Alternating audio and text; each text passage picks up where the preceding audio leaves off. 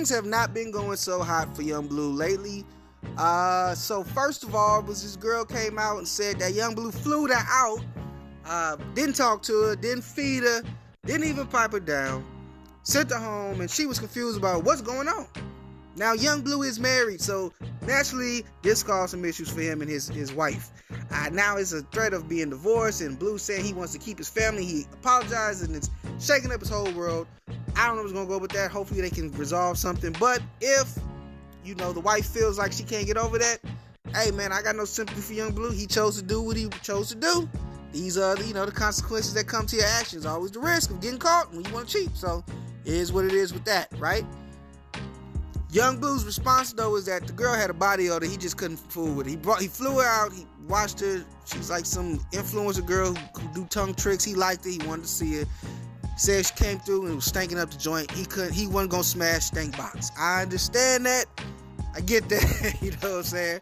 But what has come from that is this girl has taken to social media and potentially, tore your family apart. I mean, you tore your family apart, but potentially exposed you, So he's dealing with that personal stuff. He also got business issues going on because Boosie has come forward and said that Yung Bleu is not paying him money. Yung Bleu was signed to Boosie, and Boosie said that Yung Bleu is not honoring the contract that they had and paying him his 50%. Now, Yung Bleu's response is Boosie has not invested any money in him, and Boosie does not invest any money in any of the artists he has. And Bleu feels like from that, he shouldn't have to pay Boosie anything. But out the kindness of Yung Bleu's heart, he was still willing to give Boosie like $2 million, and Boosie still owned all of his past work. He thought that was fair enough. Plus, Bleu says that the contract that they had is void. He negotiated out of the deal. His lawyers at Roc Nation have assured him he owes Boosie nothing. Boosie is in denial of this and even says that his brother forged his signature. So who's right, who's wrong? I don't know. Could this go to court? Possibly.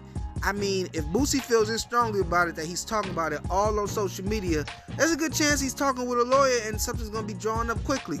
And maybe he's just, maybe from Boosie's standpoint, he's just trying to give Yung Bleu a chance to do the right thing before he take it to trial. But Yung Bleu says he's talked with his lawyer, so he feels confident that he does not owe Boosie anything and was just going to give him $2 million to be nice as a thank you, hey, for the cosign, if nothing else, right?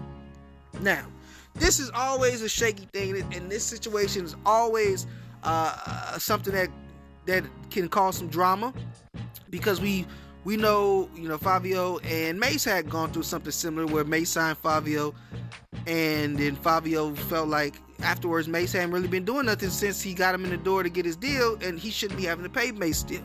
Now, Fabio did say that Mace paid him money, and Mace actually got him, a big contract. So it's a little different in this situation. Yung Bleu is saying that Boosie really hasn't done anything. I guess just a cosign. That's it. But he's been having to work, make the money, pay for the, studio sessions and do the beats and the tours and all that, all the stuff he's been having to do that himself, and with his management team and his lawyers and all that. I'll say this: if you sign a contract with somebody, that's what it is. You are taking a chance, but that person's taking a chance too. Even if Boosie didn't, give anything financially, he still was attaching his name, his brand to you, and you could have been a flop and not meant anything. But he stuck by you and gave you, some shine on you, so people within the industry, people who are fans, would talk to you, or people in the industry would talk to you and deal with you and work with you, and fans, you could get more of them to listen to you. That was his contribution to your career. Now, how much that's worth, whatever you want to argue, it doesn't matter.